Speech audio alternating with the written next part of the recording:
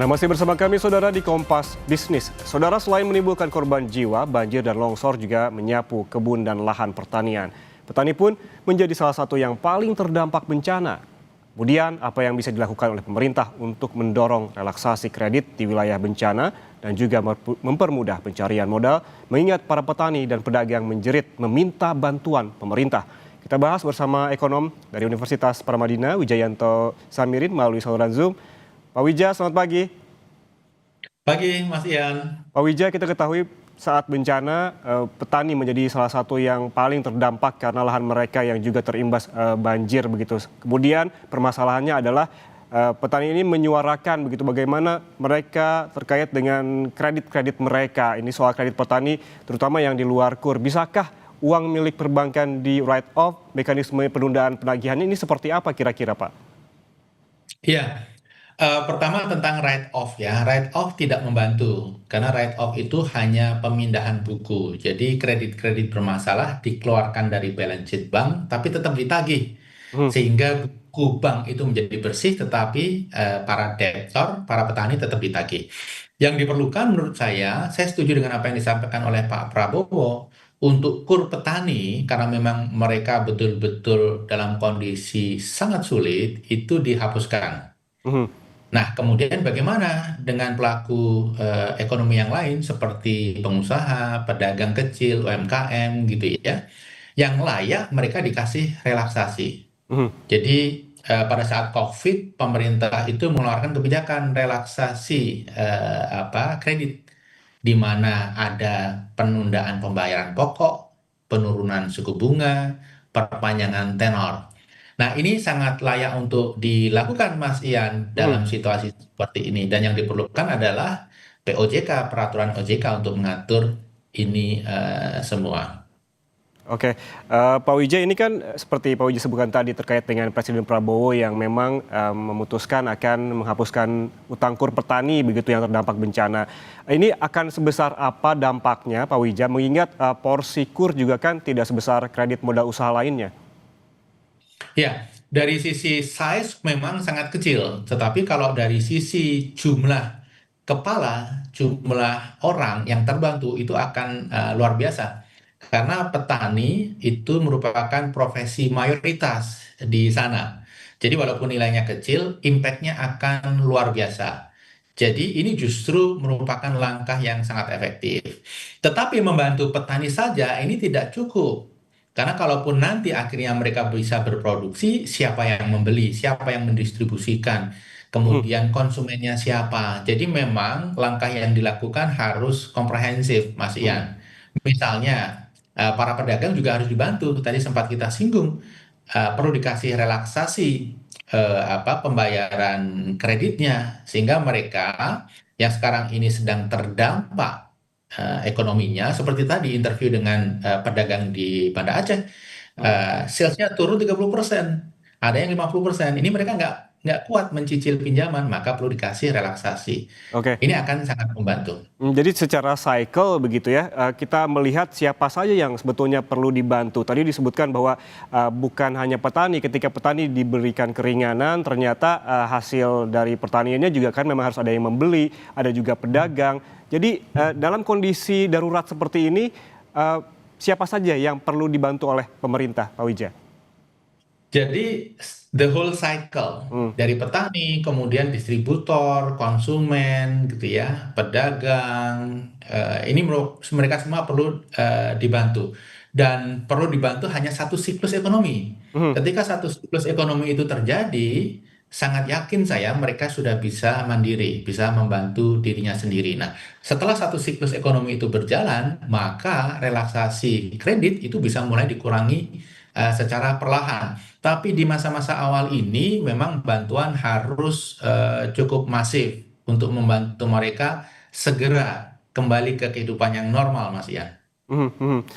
Kita kan tadi berbicara soal petani, tetapi juga banyak warga yang selain petani yang juga terdampak begitu, terkait juga tadi kita sempat membahas sebelumnya terkait dengan cicilan motor, cicilan mobil, KPR. Apakah bisa dilakukan soal penundaan penagihan yang sama? Bagaimana juga mekanismenya? Ini berarti di luar KUR, Pak Wija. Ya, saya melihat pada saat COVID kemarin, OJK kan mengeluarkan peraturan OJK Hmm, dalam situasi COVID. Saya rasa sekarang OJK juga perlu mengeluarkan peraturan OJK untuk daerah terdampak bencana alam. Jadi untuk di 3 provinsi ini, di mana relaksasi itu sangat didorong, sehingga ini membantu masyarakat. Tetapi hmm, hmm. dunia perbankan sendiri akan terbantu.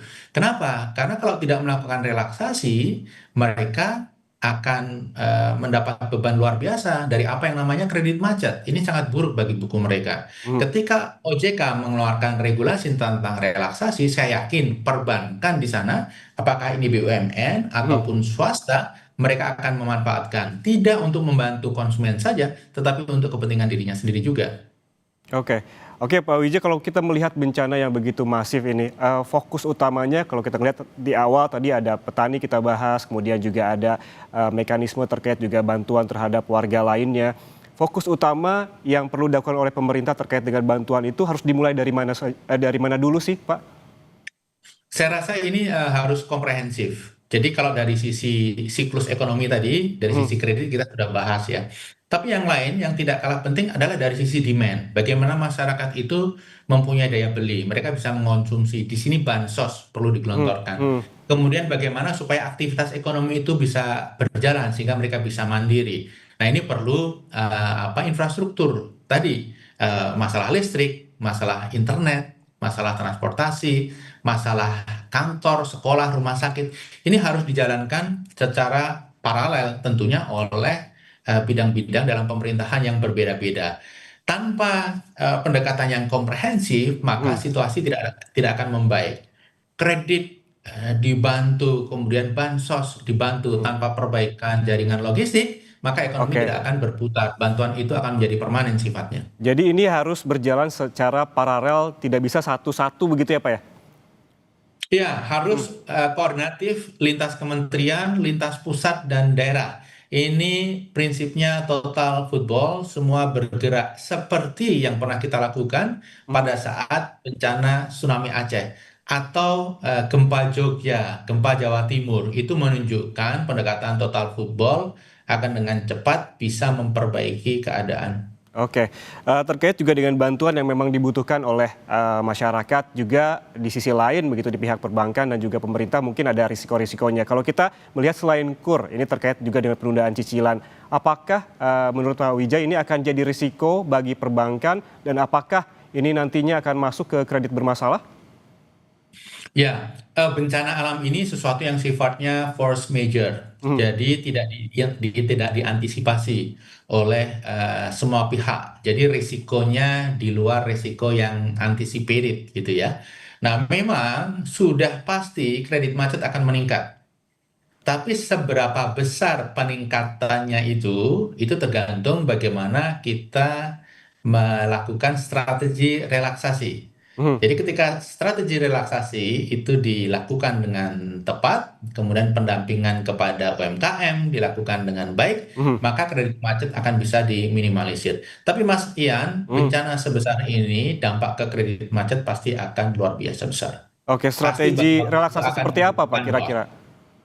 Bagaimana? Strategi relaksasi seperti apa yang tepat kira-kira Pak di tengah bencana seperti ini? Yang pertama harus cepat. Hmm. Jadi menurut saya jangan kita mengharapkan masyarakat itu datang ke bank Hmm. untuk ngurus. Jangan.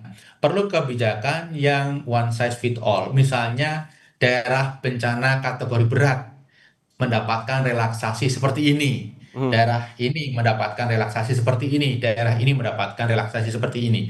Jadi langkah itu diambil awal cepat. Hmm. Kemudian nanti masalah administrasi bisa berjalan sambil melihat perkembangan situasi. Kalau kita mengharapkan masyarakat yang masih sulit bahkan untuk bertahan hidup mengurus hal-hal sifatnya administrasi seperti ini, Hmm. itu tidak akan terwujud. Makanya pemerintah yang proaktif, pemerintah yang take the risk, Hmm. perbankan yang maju di depan.